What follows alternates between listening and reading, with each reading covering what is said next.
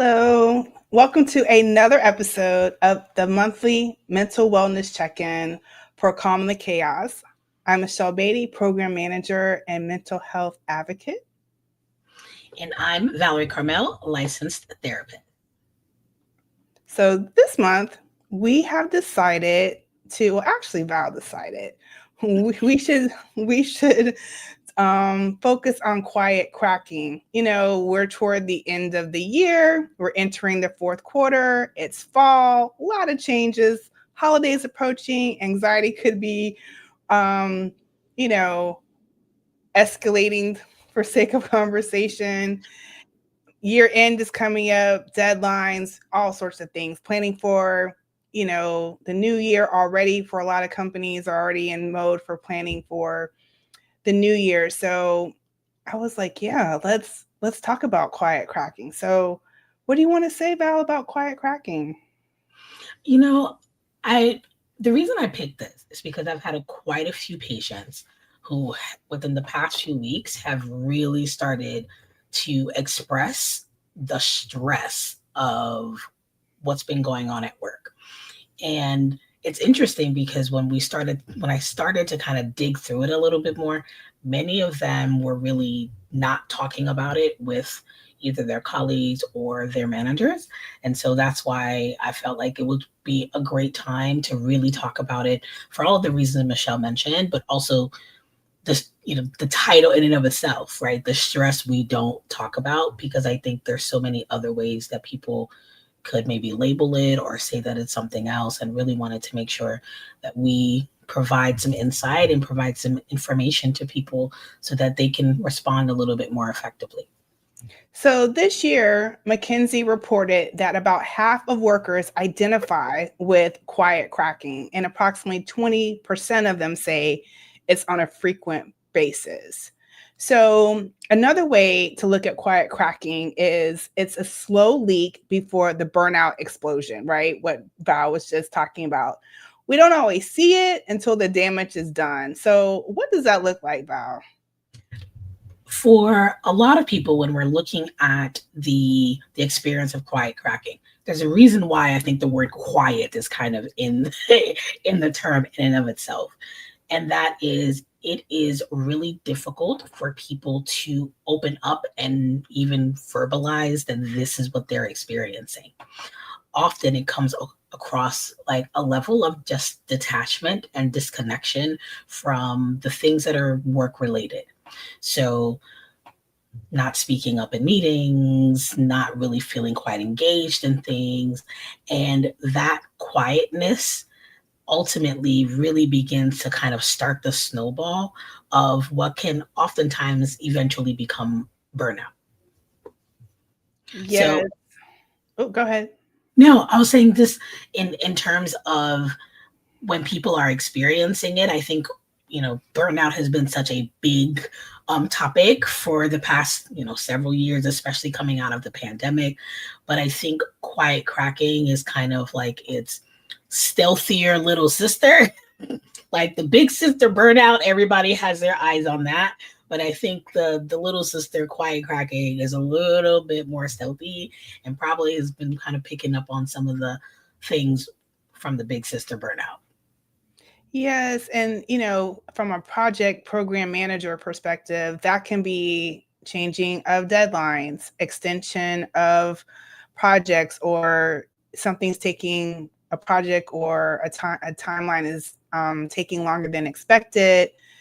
People are out and you're having to carry the weight of others more than you expected. It can also look like communication is different. Like you mentioned Mhm. earlier about like people are quiet or people are not engaged, like who's disengaged, who's like just doing the bare minimum, or before maybe they were all in, very communicative, very intense and intentional, and then they're kind of laid back and like, hey, what's going on? Like it's sometimes what is not said that is a representation of quiet cracking when managing programs and projects versus what is said. Yeah, definitely. In really kind of looking at it, like, how do you think managers can really begin to recognize what's the difference between just like the normal, regular, everyday stress of being a project manager versus early signs of like burnout within themselves or even other people on the team? Well, I always say the most simplest thing is just asking your team how they're doing, like acknowledging the challenges, acknowledging the tug to do more, to a lot of programs and projects are a marathon. Very few, like, yes, there is agile components, but even the sprints are a part of an ongoing project, right? It's like, Mhm. your 2-3 week sprint, and it can be very much a part of something that's going to be going on for 2 years.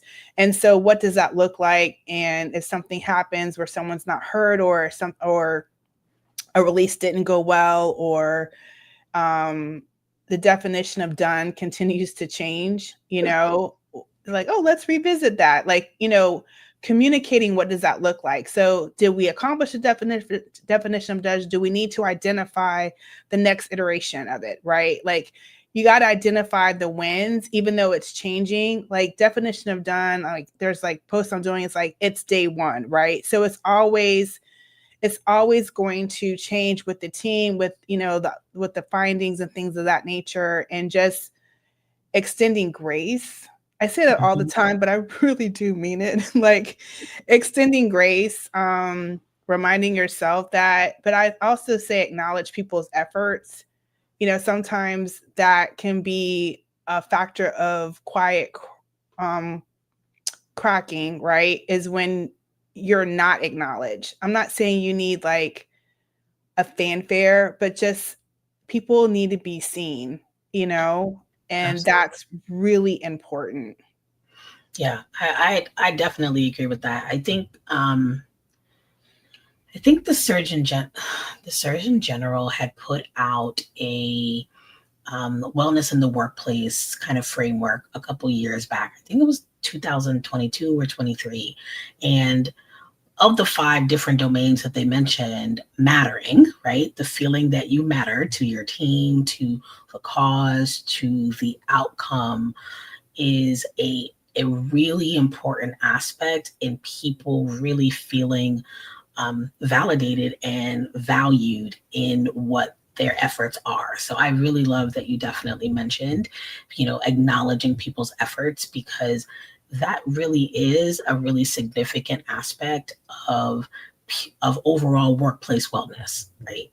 Um, I also think when we think about how people from the individual side, right, like how people may be noticing even changes within themselves, it often, one of the first things that I tell people is that sleep is both the symptom and the problem. Poor sleep, right? So if you're not sleeping well, not only is it a sign that something is wrong, but the you not sleeping well is also becoming its own new problem. So, because there's so much to our functioning that is tied to the quality of our sleep, that should automatically be one of the first things you pay attention to. If you had gone from pretty sound sleep, the moment your head hit the pillow, you're out, and now within the past week, you're waking up 2 and 3 times, and you can't fall back asleep, or waking up too early and your brain won't turn off, those are top signs that something is definitely going on at work. And I really think that from there, if you're not sleeping well, then you're more cranky, right? So irritability comes into play, cognitive fog, because, your brain just didn't achieve its optimum level of rest in order to show up fully. And so all of those things connected to focus, attention, memory, processing, all of those elements are going to absolutely be impacted from that one thing called poor sleep disturbance. So if you start noticing your sleep is changing, that's the that's the thing to really kind of like jump on and really pay attention to. For sure. And one thing, I just want to share another stat that can contribute Mhm. to that, is the persistent context of switching, which you're Abs- indicating, right?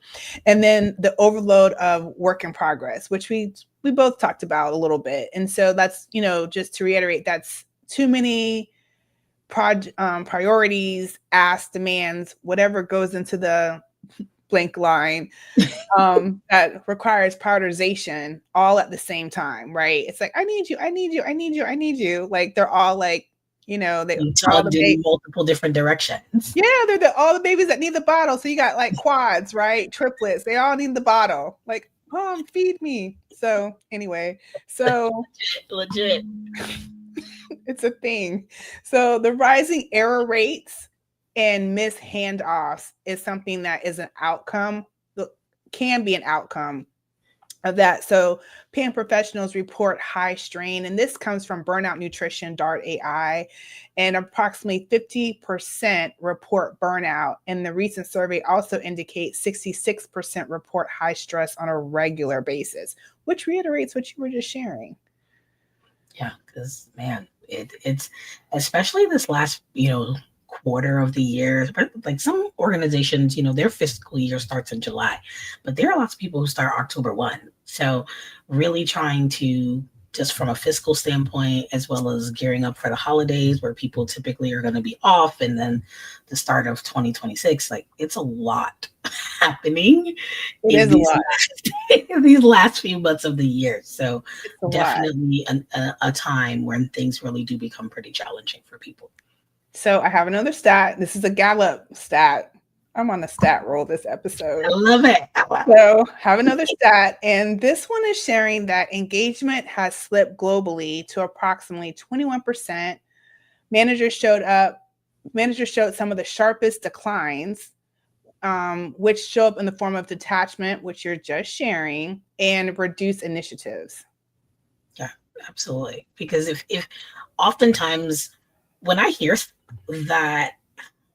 the way that burnout is really impacting managers a lot, it makes so much sense, especially if you're like middle management, right? There is so much coming in from the top, as well as the people that you have to actively engage with as part of your team. And so too many babies need the bottle analogy, this is it, right? Where you have lots of things happening from, the higher level of leadership as well as frontline staff, and you're trying to show up in a lot of these places. I also recently read another stat that I wish I could remember fully right now, but what he was saying was that there was the amount of time that managers spend in meetings is actively creating a lot of the stress in and of itself. And because lots of times managers not only are just managing people, but they're also managing projects. And so if you're having to constantly shift gears, right? So that context switching, plus all of the additional people management, as well as having to sit in meetings, making a lot of these decisions, you feel often very like behind the eight ball of trying to frequently catch up to put in not just the things that you need to do when you're visible, but also the things specifically for the project. So that makes so much sense and actually really, really tracks, especially with the clients that I'm seeing as well. And so it makes me think of that. It's not a meme, but it's like something you constantly like in different feeds is this meeting could have been an email. Absolutely. Absolutely. Like, I mean, it's not uncommon for me to talk to people who literally go 4 hours straight in multiple meetings from back to back to back. And that is just, it's like drinking from a fire hose. If I'm scheduling a meeting, I try to like give a 5 to 10 minute buffer in between if I'm scheduling. I try. So clutch. Not always an option, but it's one I aim to do. I try to give them like, hey, you need to breathe, bio, all the things. Take care of yourself. Absolutely. Here's a moment.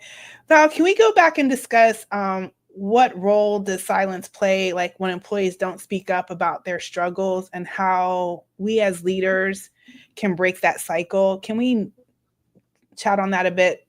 Yeah, absolutely. I feel like, for one, there's a lot of stigma about people speaking up, right?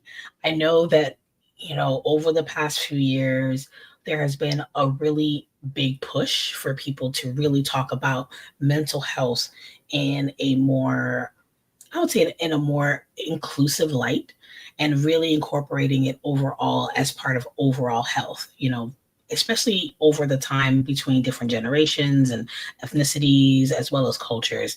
Mental health historically has been a space where people often don't feel comfortable speaking up. And so over time, that silence of people now experiencing struggles continues. And so, you know, the National Association of Mental, can't even think of it, NAMI, because I can't remember all of the acronyms.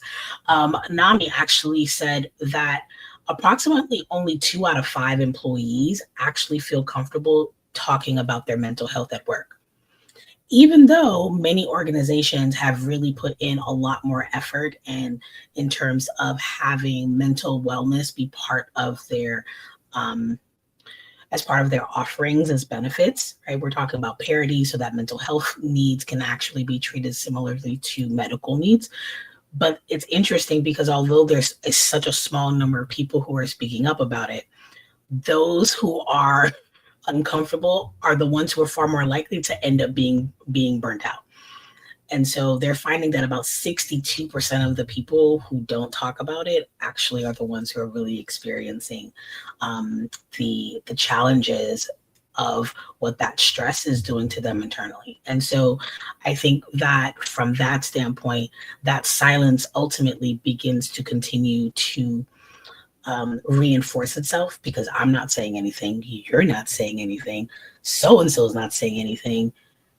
So the first thought is, well, why am I going to speak up? If I speak up and I'm having this experience, then everybody will think that I'm the issue. When in reality, we all might be thinking and feeling the very same thing, right? But because nobody is saying it, it kind of looks like everybody's fine when nobody actually is. And from a PM perspective, that is the importance of understanding. It's the EQ thing, right? Practicing promoting a psychologically safe environment, psychological safety, right? Reading the room, like people going quiet, and that really psychological safety, low psychological safety can just really run amok, right? When you're dealing with blockers and risks and things of that nature, where it's like solution, navigating personalities, navigating temperaments, and what does that look like? So I perceive that goes like right hand in hand, like psychological safety, strong psychological safety really does reinforce team effectiveness and innovation, right? Because you are mindful of when people go quiet, you're in tune to people, and you're not afraid to ask the questions, the hard questions. I think as PMs, we are meant to ask the hard questions. We are not always the most popular person in the room, because we promote accountability, we promote, aim to promote proactive communication. But even that can be a challenging sometimes when you yourself as a PM sometimes is not being heard. It's like, okay, what do I do? Do I just kind of wait and like see, how I need to reapproach this? Do I need to seek advice from a member of leadership or other peers? I think one thing that PMs need to continue to embrace more is just how they say network across. I feel that is so important for PMs too. We're all going through this, we're in this together, right? And so sometimes it's like you feel like an island, or you need to feel like you need to speak up, but sometimes you just need to talk to each other. Absolutely. And that's why it's important for people to realize that silence isn't neutral. That just keeping it to yourself doesn't necessarily keep the peace. It actually ends up being really corrosive. And so it's really important that leaders continue to model speaking up first, and really displaying that for the other members of the team, so that it does build that psychological safety where people feel like if the leader is speaking up and they're, being transparent and sharing their challenges, then that also means that I'm able to do the same thing. Oh, for sure. So, Val, we talk about this often, but I think it's important with quiet cracking, right? As we talk about this, is the stigma of it. You're not, you don't want to crack, right? And sometimes we're aware that we're cracking, right? But we don't want to say anything. So, from your perspective, how can we, as, because I'm a project management professional, how as project management professionals, how can we address that? I think one of the first things is really trying to create spaces for people to speak up, right? One of the things you mentioned earlier was, asking the questions, right? But it's also not just asking, but the way that you ask, right? There's a difference between saying, is everybody good? Versus, are you open to, is anybody open to sharing some areas where there have been challenges? Questions similar, but how you phrased it, the first one kind of gives the expectation that kind of sets the expectation that everybody should be good. So anything else that you offer is going to be a deviation from that particular expectation. Versus the second way of saying it acknowledges that there are challenges, and now I'm allowing you to kind of share those with me. You're going to get very, very different responses with, if you ask everybody good, the most answer you're probably going to hear is yeah, kind of like answer it and move on, versus asking a more open-ended, non-biased kind of question that allows people to really provide some of that, to provide you with some accurate feedback. It's important. And I feel like what you just shared contributes to breaking the cycle, right? Mm-hmm. I think it's important, especially when you're like running statuses, however you define that for your group, your team, your vertical of business. I really think it's important to ask people, give everyone, if permissible, a chance to speak. How are you doing? What are your concerns? People need to feel seen, and they're not just a fly on the wall in a meeting that impacts them and their work center.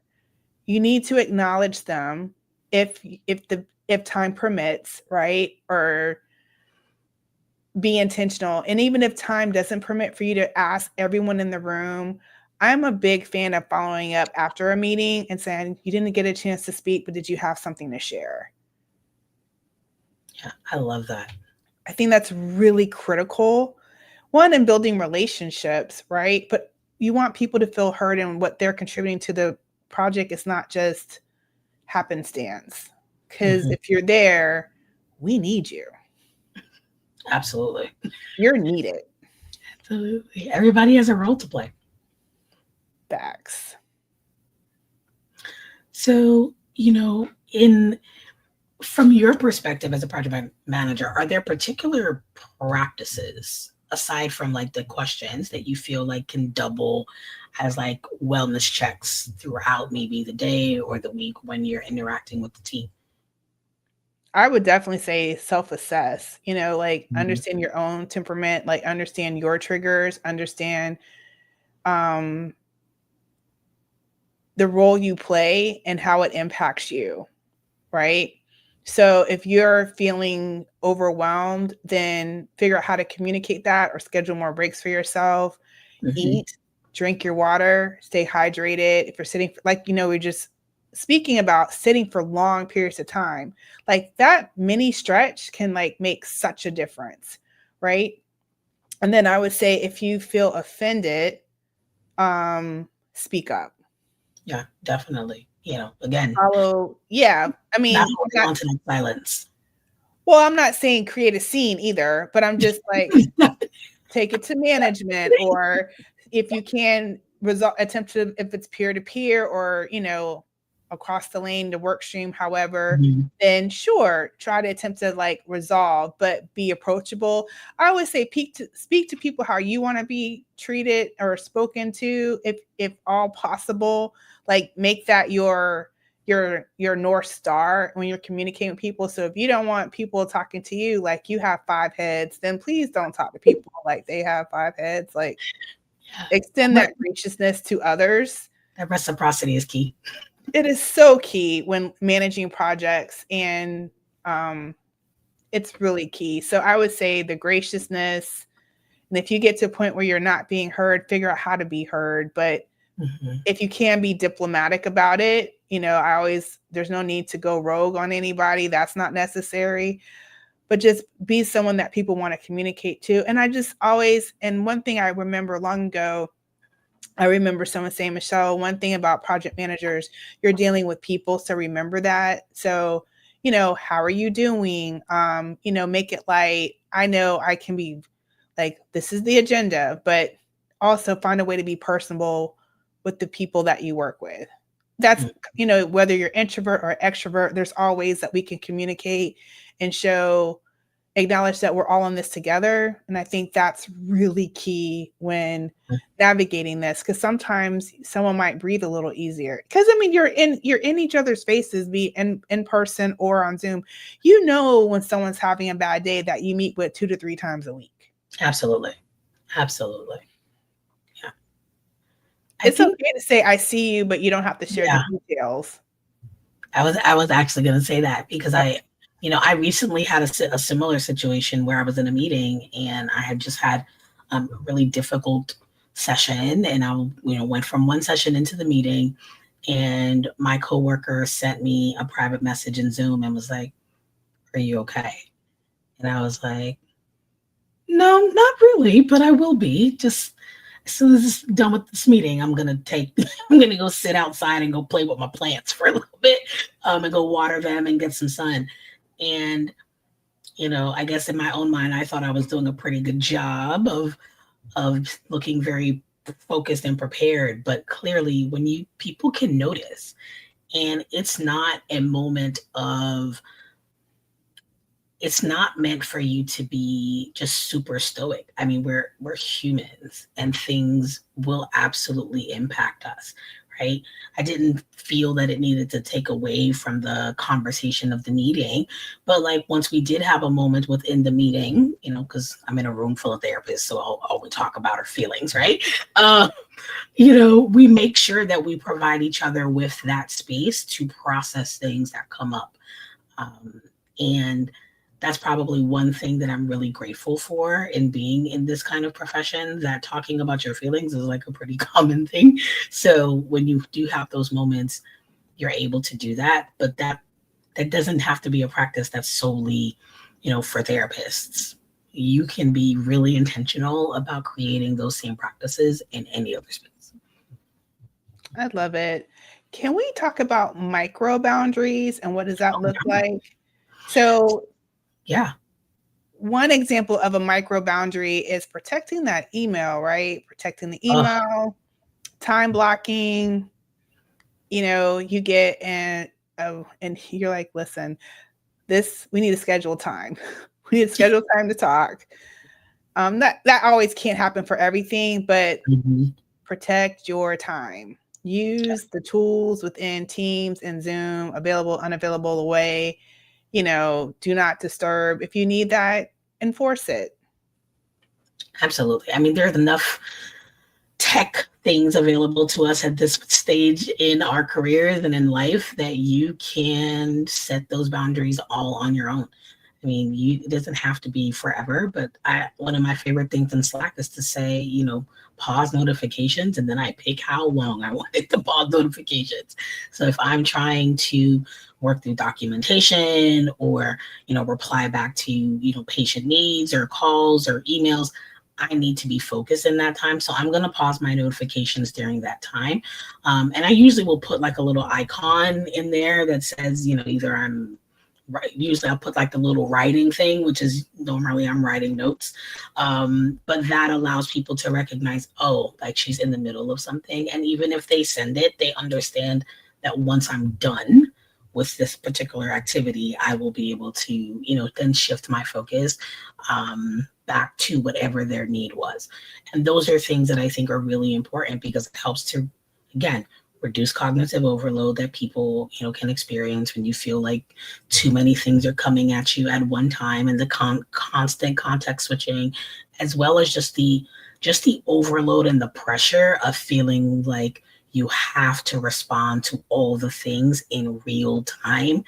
Like, it doesn't have to happen right now. It's okay to just put a pin in it and get to it once you have a moment. Like, not everything has to be an emergency, and we don't need to treat like everything like is an emergency.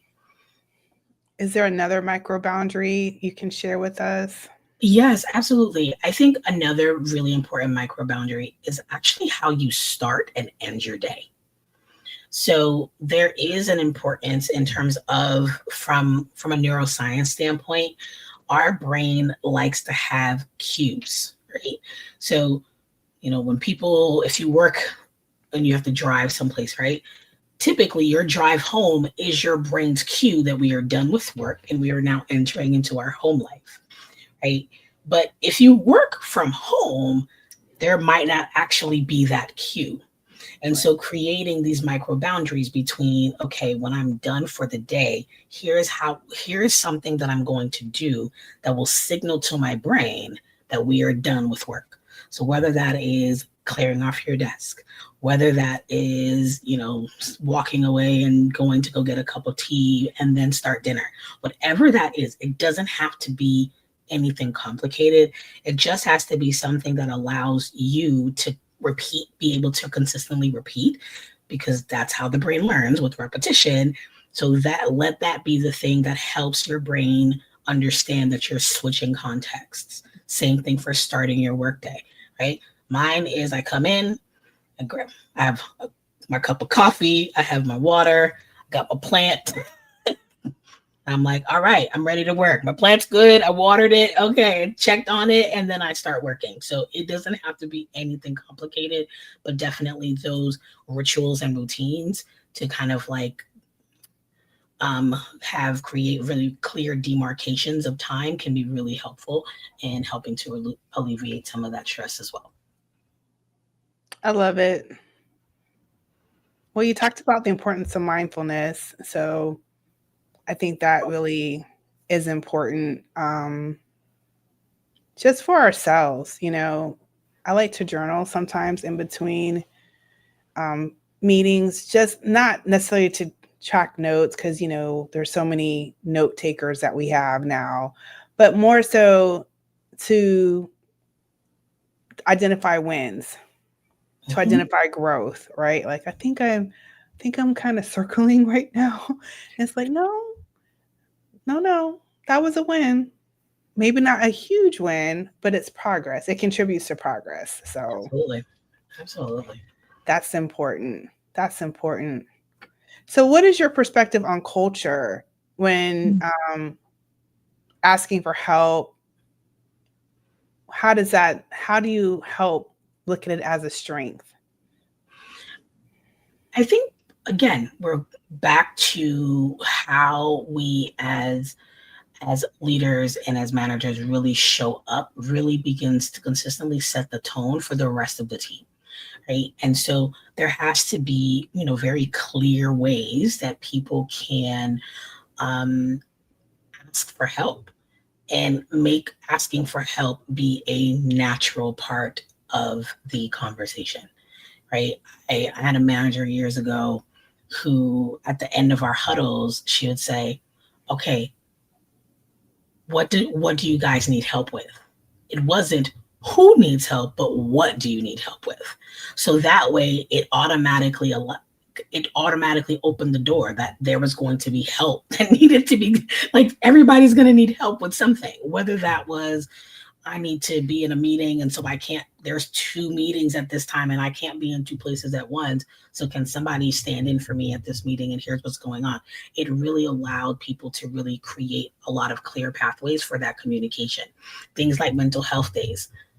Like, you have to tell people it's okay to take a mental health day in order for people to feel more comfortable with taking a mental health day, right? It's not enough to just say, oh, it's okay if you're, well, you should use your PTO. Well, if you don't facilitate people being able to take PTO, then they're likely not going to take it, right? So it's not enough to just say the thing, but you also need to facilitate the outcome of the thing. So, and I think that these are really important ways for, managers to learn how to communicate to the rest of the team, between their own transparency and their own encouragement to the people that they work with. Because ultimately, you want people who are going to value your well-being. Mm-hmm. You want to work for people who don't just see you as a number or as somebody with, who just typing away at keys and, and responding to issues.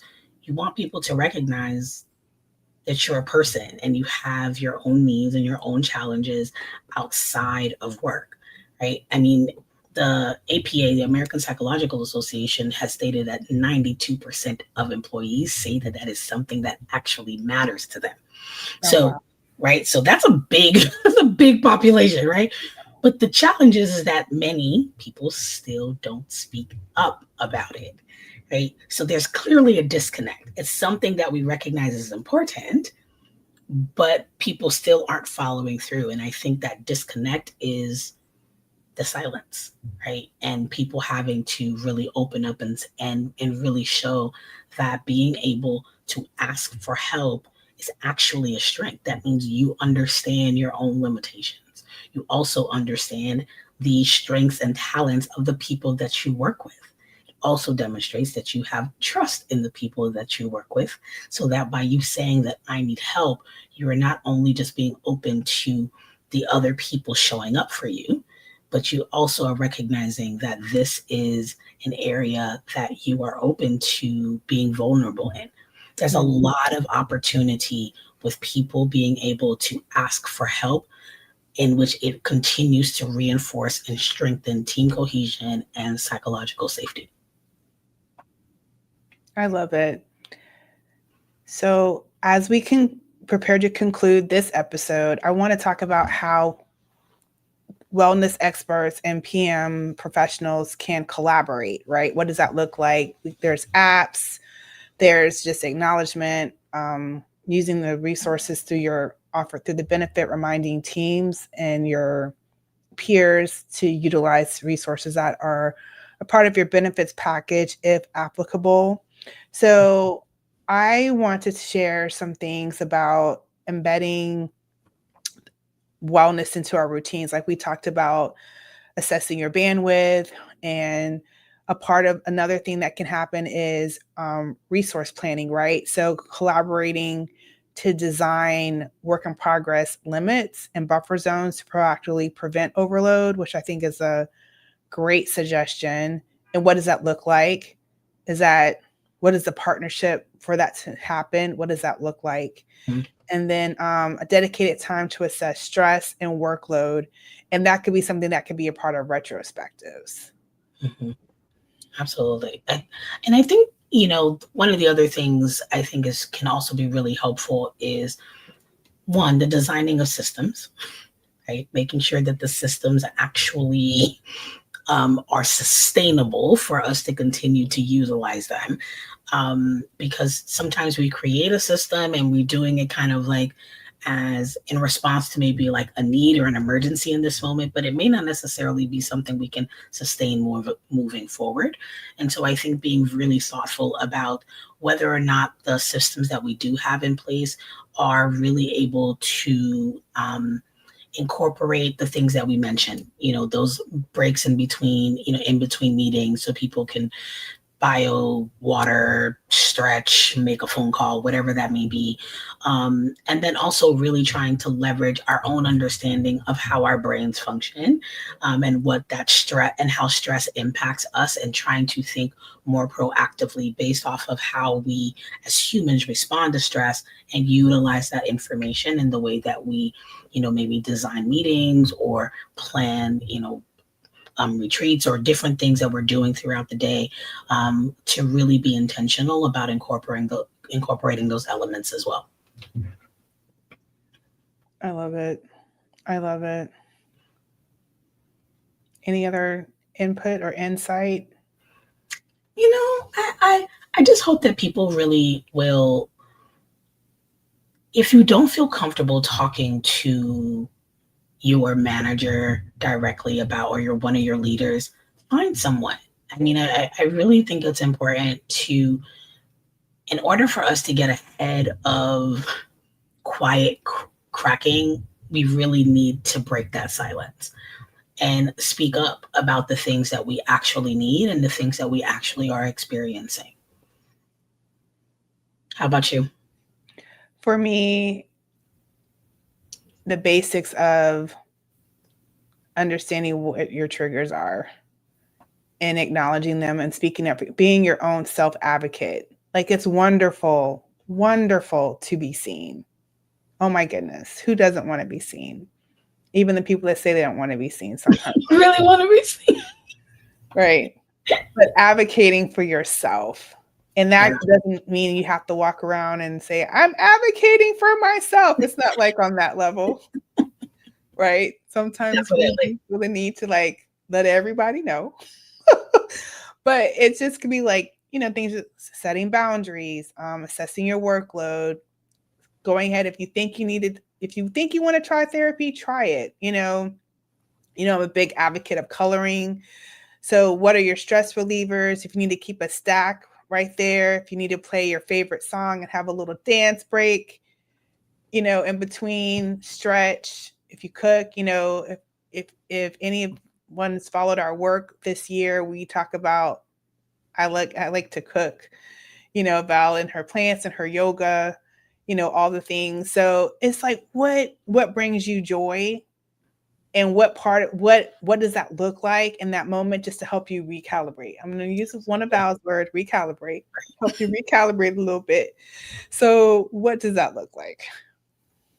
Definitely. I really hope that this conversation really sparks people's willingness to really continue and to continue searching for themselves and really checking in with themselves about how, you know, work is impacting their day-to-day functioning and being willing to really show up for themselves. We are rooting for you. Please take care of yourself and remember to find the calm in the chaos, and we'll see you soon. Thanks, everyone. Bye.